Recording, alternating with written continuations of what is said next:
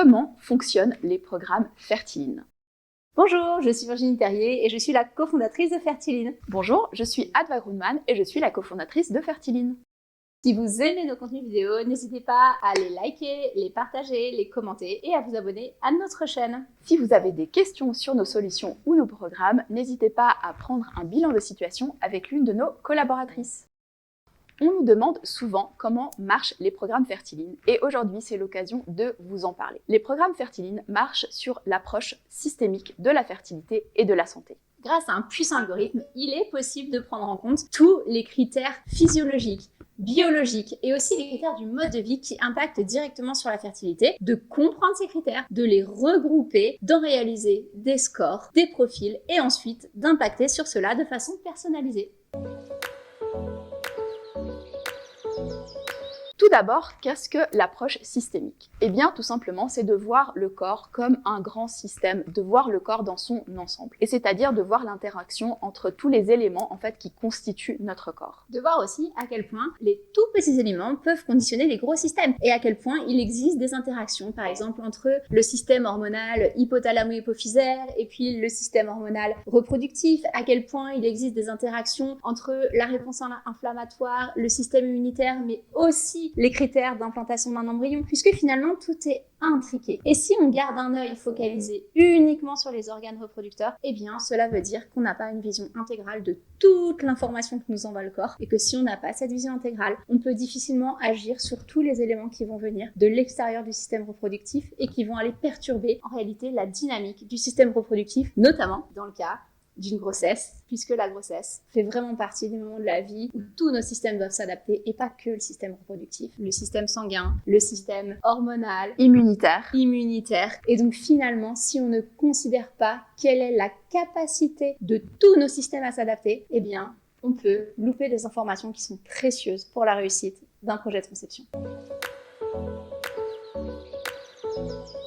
Pourquoi adopter une approche systémique de la fertilité? Eh bien tout simplement parce qu'il y a quelques années, on n'avait même pas connaissance de l'existence de liens entre des parties du corps qui sont vraiment à l'opposé. Par exemple, saviez-vous qu'un microbiote déséquilibré peut impacter votre psychologie, c'est-à-dire peut vous donner des troubles anxieux, peut impacter en fait votre capacité à gérer des événements. Et de la même façon, aujourd'hui, au niveau de la fertilité, on s'aperçoit que de nombreux systèmes vont impacter la fertilité ou vont impacter le potentiel à concevoir et à maintenir une grossesse. La médecine conventionnelle actuelle met en fait un pansement sur chaque symptôme. Lorsqu'il y a quelque chose, vous avez un mal de tête par exemple, on va prendre un Doliprane, mais on ne va pas comprendre pourquoi vous avez mal à la tête. Le problème, c'est que ce mal de tête va continuer. C'est la même chose en fertilité. En fertilité, lorsqu'il y a une immunité qui est exacerbée, eh bien, on va tout simplement essayer de la réprimer. Mais on ne comprendra pas pourquoi celle-ci est exacerbée. Et au fond, on ne traite pas le problème. On va seulement traiter le symptôme. On traite donc la conséquence et pas la problématique de base. Il peut s'avérer finalement qu'on ne va pas traiter un problème et on ne va pas trouver de solution.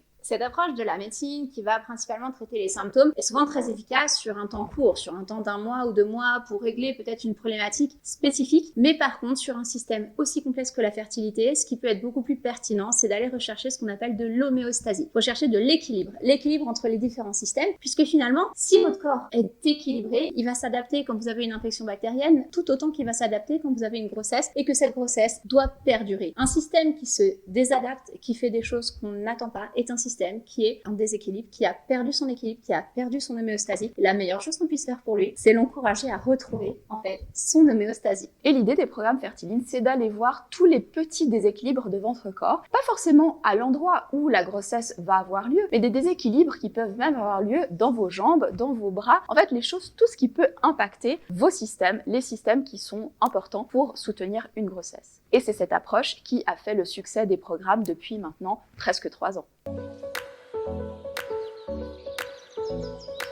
Maintenant, la question, c'est pourquoi nous utilisons un algorithme ou pourquoi nous utilisons des algorithmes. Tout simplement puisque c'est un constat d'expérience. Au bout d'une quinzaine d'années de consultation, c'était vraiment mon constat de me dire aussi que dans les situations de consultation dans lesquelles j'avais des couples en situation d'infertilité, il fallait comprendre à la fois beaucoup d'éléments du côté du contexte de madame, énormément d'éléments du côté du contexte de monsieur, et on devait aussi intégrer des éléments du contexte de la médecine de la reproduction. Quel va être le protocole, quels sont les antécédents, et en fait ce cumul d'informations fait que notre cerveau n'arrive pas à gérer autant de quantité d'informations, à les trier, à les organiser et à être vraiment très pertinent dans ce qu'on veut amener. C'est le cas dans la majorité des pathologies complexes où finalement on a du mal à organiser les informations, ce qui fait qu'on va rester focalisé sur peut-être une ou deux informations mais qui ne sont pas forcément les plus pertinentes. Aujourd'hui, nos algorithmes permettent de repérer des profils, permettent de repérer des tendances de dysfonction et ces tendances de dysfonction vont nous éclairer directement sur ce qu'on a à faire chez madame, chez monsieur et pendant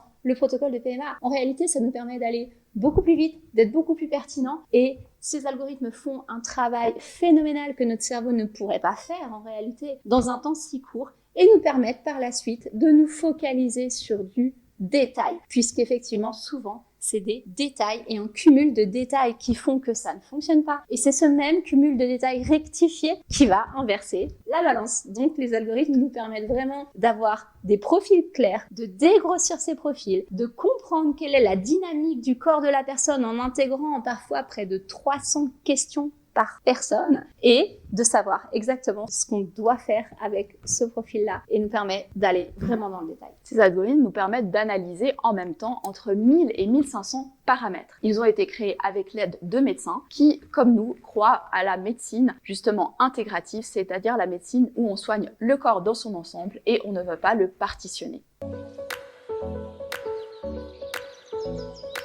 Ces algorithmes et les programmes qui sont créés par ces algorithmes nous permettent de savoir quels leviers nous allons utiliser pour pouvoir rééquilibrer les déséquilibres qui ont été détectés. Nous utilisons donc la nutrition, la complémentation et le mode de vie, plus la rééducation des perturbateurs endocriniens. Tous ces leviers et toute cette détection nous permettent aussi d'éviter les efforts inutiles. Il est important aussi de savoir que tout ce qu'on va faire avant la grossesse aura un impact évidemment sur le succès d'une grossesse, mais aussi pendant la grossesse et après la grossesse. C'est pour cette raison que nous avons des programmes qui vont de la préconception, c'est-à-dire 3 à 6 mois avant la conception, jusqu'à l'accouchement.